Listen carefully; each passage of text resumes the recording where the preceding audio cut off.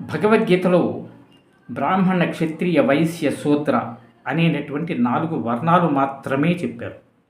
అంతేగాని కులాల ప్రస్తావనే లేదు. ఏ గ్రంథంలో కూడా కులాల ప్రస్తావన లేదు.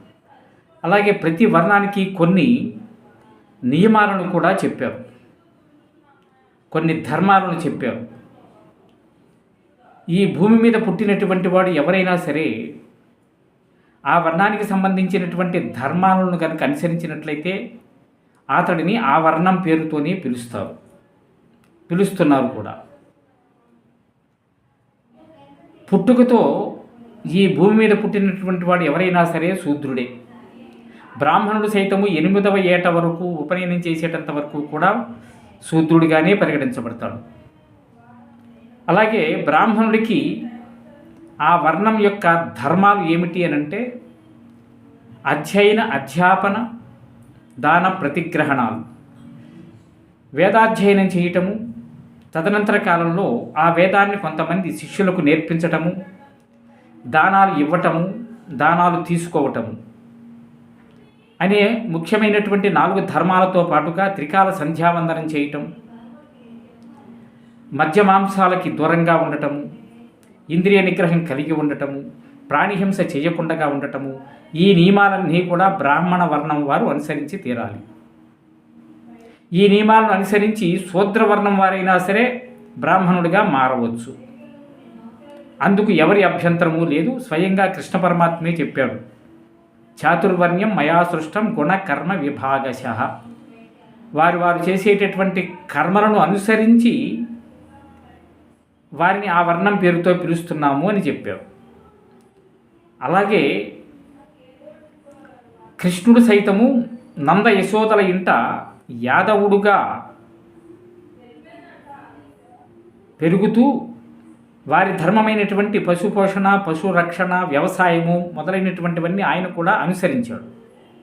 అలాగే రాముడు క్షత్రియుడిగా పుట్టడం చేత క్షత్రియ ధర్మమైనటువంటి రాజ్యపాలన చేశాడు. వైశ్యులైనటువంటి వారు వ్యాపారాలు చేయాలి. శూద్రులలో మాత్రమే కులాలు వచ్చినాయి. అవి ఎలా వచ్చినాయి? ఎవరికి ఏ వృత్తి ఇష్టమైతే ఆ వృత్తిని ఎంచుకున్నారు. తద్వారా ఆ వృత్తి ద్వారా వారిని ఆ కులాల పేరుతో పిలిచారు. అంతే తప్ప కులాలు ఏర్పడటానికి బ్రాహ్మణుడు కారణం కానే కాదు. ప్రెస్ మీట్లు పెట్టి విద్వేషాలు రెచ్చగొట్టేటటువంటి వాళ్ళందరూ కూడా ముందు ఈ విషయాలను తెలుసుకోవాలి. బ్రాహ్మణ, క్షత్రియ, వైశ్య, శూద్ర అనేటటువంటివి కులాలు కాదు, ఇవి వర్ణాలు మాత్రమే అని ముందు గుర్తెరగాలి.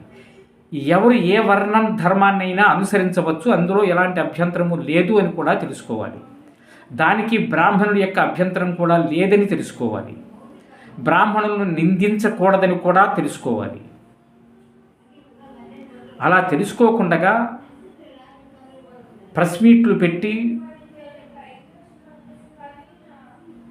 మీడియాలోకి వచ్చేస్తే నాయకులుగా ఎదిగిపోతాము అనేటటువంటి ఉద్దేశ్యంతో అలాంటి విద్వేషాలు రెచ్చగొట్టేటటువంటి మాటలు మాట్లాడకుండా ఉంటే మంచిది ఎవరైనా సరే. ఇలా బ్రిటిషు వాడు భారతీయ విద్యను నాశనం చేస్తే ఆ ధర్మం నాశనం అయిపోతుందని చెప్పేసి వాడు చేశాడు. వాళ్ళు వెళ్ళిపోయినప్పటికీ వాళ్ళ మతమైనటువంటి క్రిస్టియానిటీని అనుసరిస్తూ ఇంకా కొంతమంది దేశ ద్రోహానికి కూడా పాల్పడుతున్నారు. కాబట్టి ప్రభుత్వం వారు ఇలాంటి వాళ్ళ పట్ల అప్రమత్తంగా ఉండి కులాల మధ్య, మతాల మధ్య విద్వేషాలు రెచ్చగొట్టేటటువంటి ప్రసంగాలు చేసేటటువంటి వాళ్ళని కట్టడి చేయవలసినటువంటి అవసరం ఎంతైనా ఉన్నది. లేనట్లయితే తదనంతర కాలంలో వచ్చేటటువంటి విపత్కర పరిణామాలకి ప్రభుత్వం వారే బాధ్యత వహించవలసి ఉంటుంది. కాబట్టి ఈ విషయంలో అందరూ కూడా అప్రమత్తతతో వ్యవహరించాలి అని చెప్పేసి సవినయంగా విన్నవించుకుంటూ ఉన్నాం. జై శ్రీరామ్.